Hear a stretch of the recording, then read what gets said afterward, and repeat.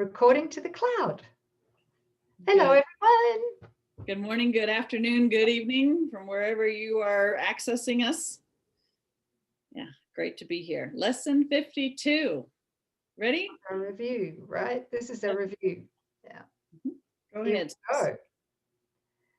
Okay, lesson 52. Today's review. Wow, I just saw a word. I looked twice here.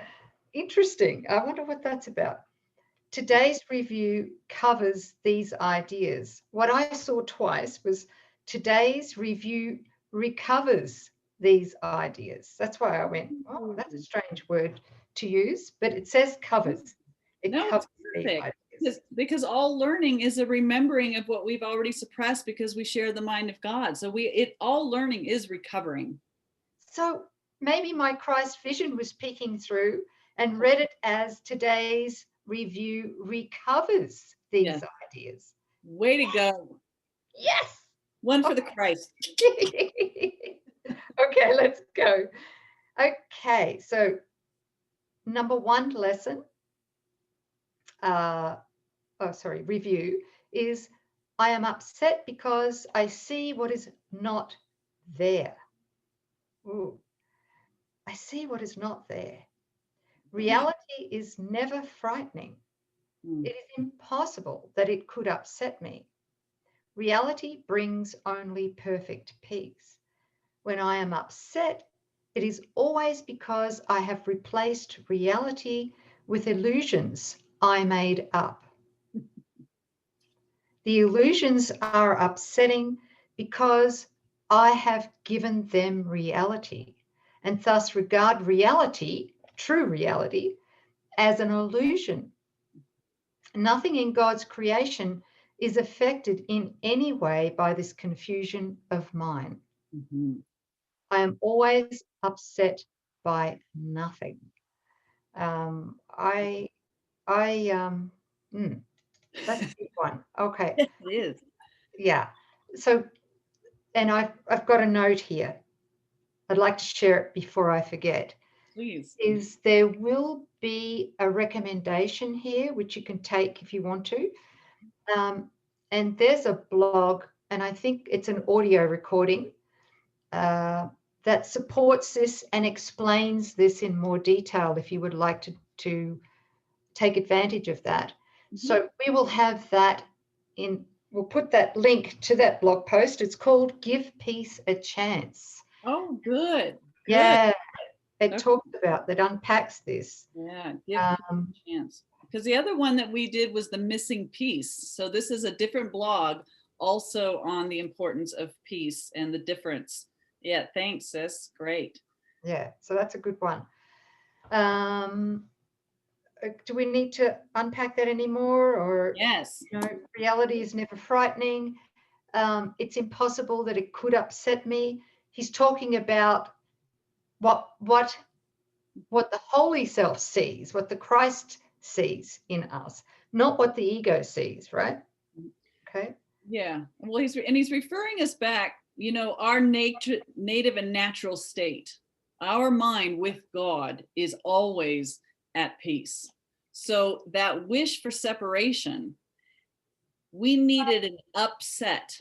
We needed that mind to lose peace and go into some state of contraction. And the way that we figured out how to do that was by raising imagery and thinking that as soon as we judge it and know what it's for, we've decided that it's fearful and the mind contracts. So I just want us to see that no matter what problem you think that you're facing, it's never in the problem. You never actually even have to address the decoy. Come back and see that the decoy, the symbol, the problem, right, is a smoke screen. What the ego doesn't want you to know is that it's about that feeling state that you have when you think about it, when you're trying to solve it, when you're lamenting it. Your mind is in a state of fear, which clamps down, and it is a temporary but yet effective means to shunt off the voice and the memory of God. Only when we're in that state of peace are we in communion, in the flow with God. But the upset is what clamps it. And then from that moment forward, it doesn't even matter. It doesn't matter what that story calls itself. Is it a body problem? Is it a relation problem? Is it a lack? Is it attack? Is it death? Any of those are just fearful imagery to make the mind clamp down, shut down. Okay, so it's the upset that's the focus. After the upset, we don't, we spend lots of times, lifetimes in our problems, but I just want to cue us in to look back and realize it's that feeling state that the ego is hammering for. Yeah. Okay. Thank you, sis, for that explanation. The second lesson here in 52 is I see only the past. As I look about, I condemn the world I look upon, and I call this seeing. I hold the past against everyone and everything, making them my enemies. When I have forgiven myself and remembered who I am, I will bless everyone and everything I see. There will be no past and therefore no enemies, and I will look with love on all that I failed to see before. Wow, that's beautiful, isn't it? It is. It's another great exercise of being dropped onto the earth without any sense of past. What if you met every single brother or sister without any sense of past? We really would behold an adult brother or sister with the innocence and awe that we do. Notice when you see a baby in a carriage, how all of our defenses drop and, our heart moves out and like we're just looking right in that child's eyes and we give love and they coo and they get excited and love us back. And that's how we would really encounter everybody without this filter of fear. And that filter of fear's substance is based on our past. I don't like that. I don't trust this. This is different from me. They don't think like I do. Wow, fresh eyes, looking through the eyes of love in every now moment. Wouldn't we welcome every brother and sister as the Christ? Because we'd have no reference to see them as anything but. So if we take this tissue, for example. I almost did the same thing. Oh, look at you, one mind, right? Yeah. So we'll just say that that's the past. That's the ego thought system. Yes. So that's the ego thought system that wants to be unfairly treated, that wants to attack because it believes that attack is its salvation. And so if I try to see Coreen, or if I'm trying to see you or my parents, there you go. Look at Coreen now. What? I'm looking right through this little hole right here. That's all I could, trying to make sense of Nouk, looking through my past. Oh, wow, man. Yeah. That's pretty vicious. Drop it. That's the only way you drop it. Let's drop it. Let's drop it. Say goodbye. That's it. So as soon as we're triggered, and I had to do this myself too, go through this phase where I needed something physical like this, My filter, of course, my original filter was covered in black marks all over it to depict the ego thought system and its terrible attack judgments. Yeah. But I needed to do this whenever I was triggered, was to draw this out and remind myself, okay, I'm obviously seeing this person through this filter. I need to drop the filter and invite Holy Spirit to show me the truth, the reality behind it with a capital R, with Christ vision. So thank you, sis. Yeah. And how exhausting it is to be dragging the past forward, always covering over what's really here to be experienced. Vision is here. Get curious about what is really going on here. If I'm willing to drop this sack of the past, drop this filter of fear, I can see. I'll see with Holy Spirit. I'll have Christ vision. I'll know as God's causing me to know. I'll think the thoughts that God's ordering me to think because I'm not defending myself against God anymore, right? The fruit is worth it. I think I've just seen something. What? The only purpose really for this filter of fear, ego filter of fear in the past, is to blow our nose on it, right? But don't use the holy one. Don't use the holy one. Throw it away. That's it.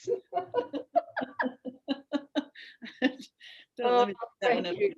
Oh, so good to laugh at the ego, isn't it? You have to. It's not us. It's a joke. It's a joke. Okay, so where are we up to? We're up to lesson 52, lesson 3. I mean, the third one. My mind is preoccupied with past thoughts. I see only my own thoughts, and my mind is preoccupied with the past. What then can I see as it is? Oh, I just want to stop here because Jesus does say that the real world, which is, the healed dream that we will see with Christ vision once we choose to look past the ego dream, that real world is here now. Mm-hmm. It's here now, right? So if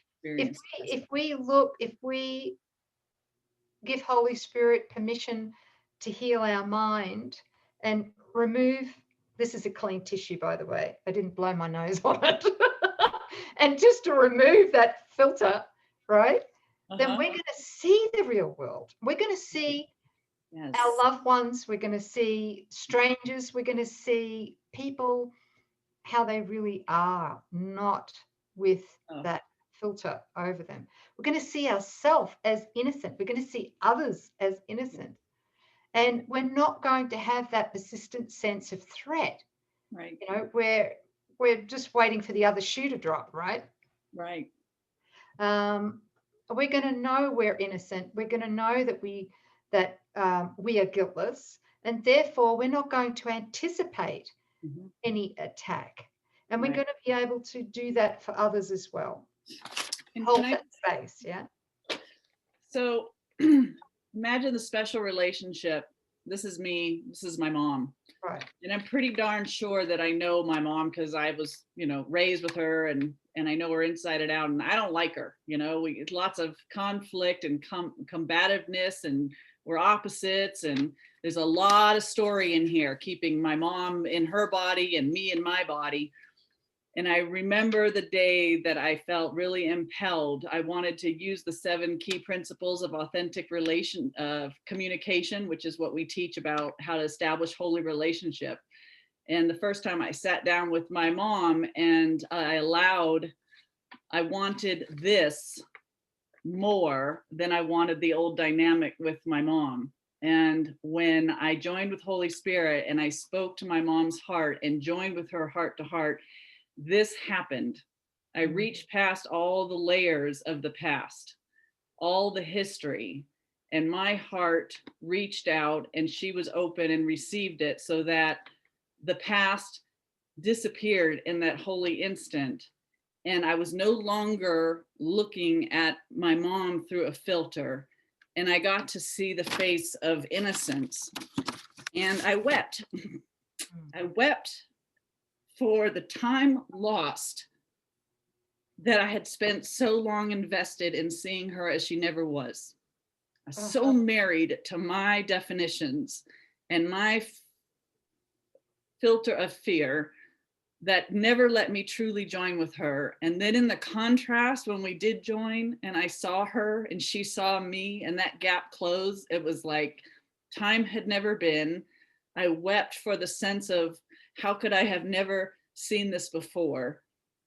And our relationship was transformed and reborn that day. And so this has just brought that to my awareness. And I want you to know how worth it is the investment to drop what you think you know and to allow what's really there to be revealed to you, because you will weep.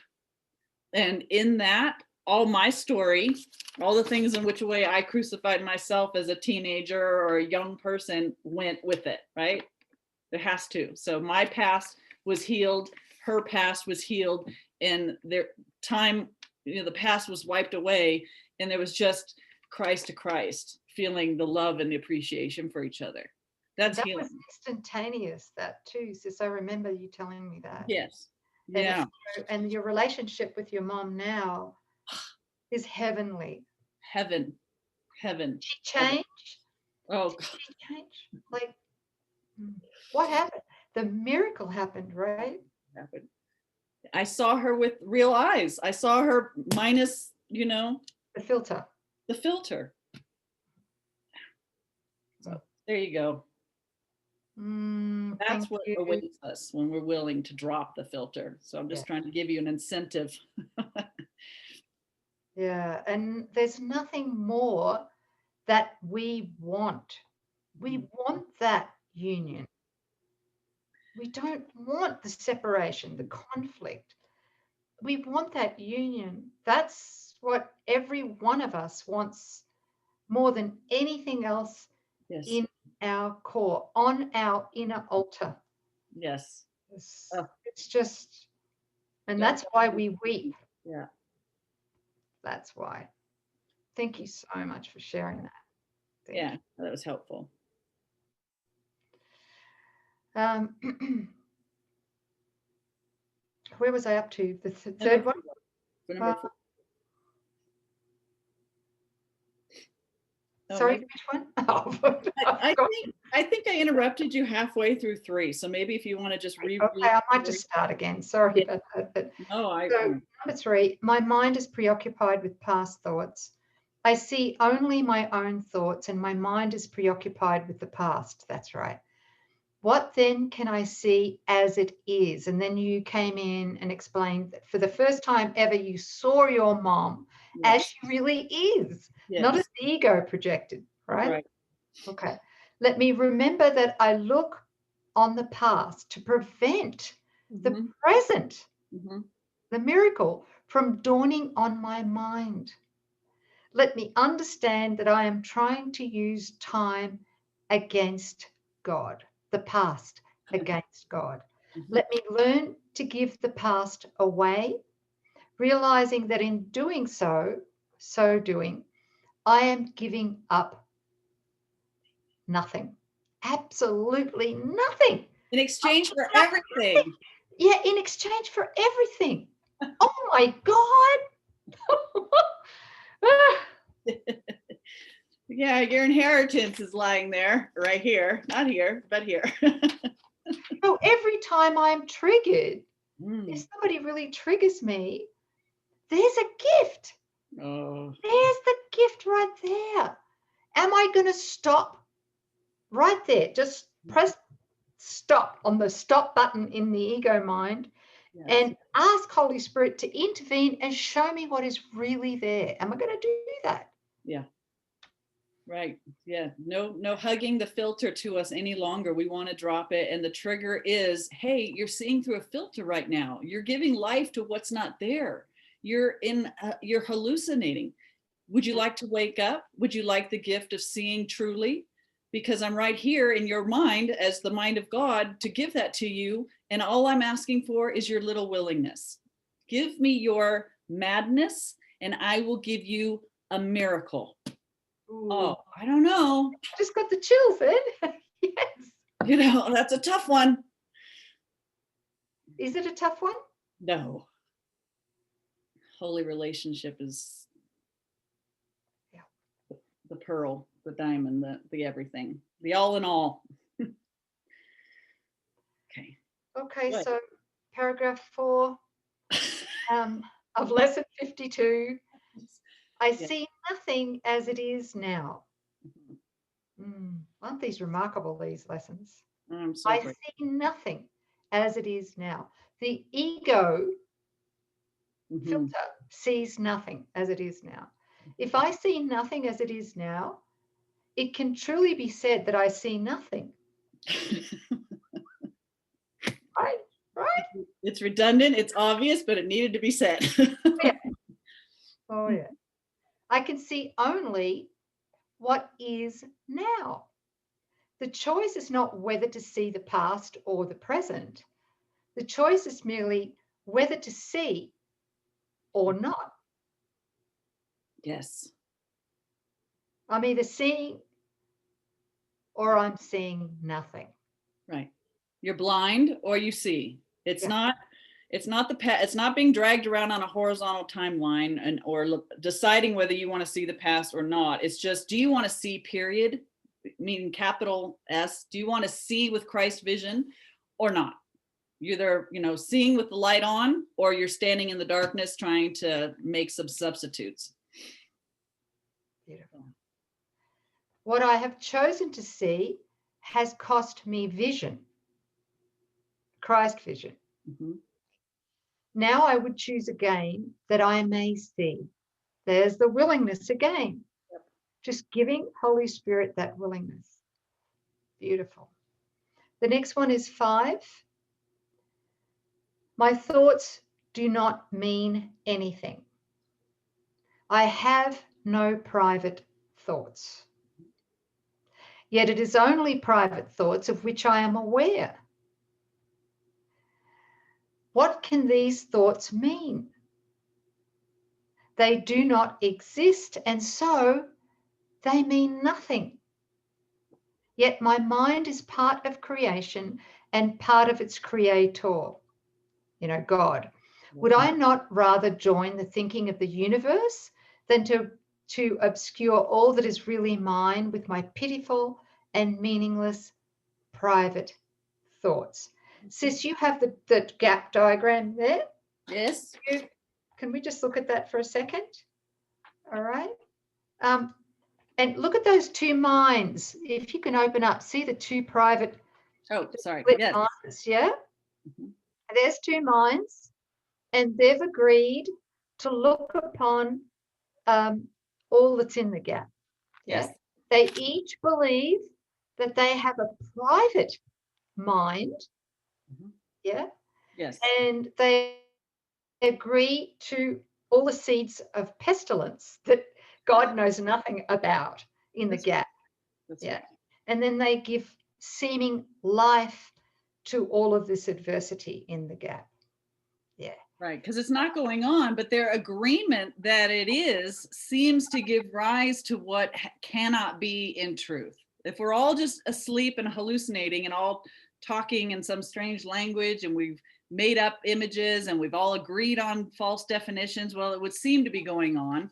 But of course, it's only by the agreement of 2 or more minds that this would seem to be occurring. But again, the only mind is the mind of God. Only what God is knowing can be known. And when he created us in his image and likeness, our mind is the extension of God's mind. And that's the only mind there is. So private, independent thoughts apart from God aren't really thoughts at all, which is what we covered previously. So do you want to really think or not? Right. Letting God order our thoughts. Go ahead. Access, yeah. And again, I think we mentioned it before, but it's worth saying again, is that if I have a private mind, Yeah. right, and you have a private mind, yeah, we're going to clash. Oh, yeah. All right, because, my personal agendas are different than your personal agendas. And Yes. so, bang, there's going to be a collision at some point. That's right. Because it's a mutual usury. I love you as long as you agree with my temporary thoughts apart from God. As long as we serve one another in this agreement. But boy, if you withdraw your agreement, my love goes, boop, right? That's a special relationship. Yeah. Okay. No, that's great. Thank you. So big reason why my private thoughts mean nothing. Nothing. Yeah. So good. All my education, nothing. My degrees, goose egg, nada, nothing at all. But look at that. Would I not rather join the thinking of the universe than to obscure all that is really mine with my pitiful and meaningless private thoughts? Thinking of the universe, that's the mind of God. We limit ourselves. It's such a travesty to think that what we are is unlimited, as this unlimited light and spirit and son of God, into mortals in a meat suit with a brain, and our false education that just limits us down to like nothing. And this is what we think with. But I just like the idea of stretching it and going, what does that mean? To share the mind of the universe, to think concurrently with the universe. Well, we're talking about boundlessness, if there's Yes. such a word. Yeah, limitless, boundless, infinite, eternal. I mean, just start swishing that around a little bit. What might it be like? Sounds like a good cocktail, right? Yeah. Olive, dirty? No? Okay. All right. That's lesson 52. That was fun. That was fun. Thank you so much for joining us. Yeah. See you tomorrow for lesson 53. Right? Bye, family. Bye. Bye-bye. Bye.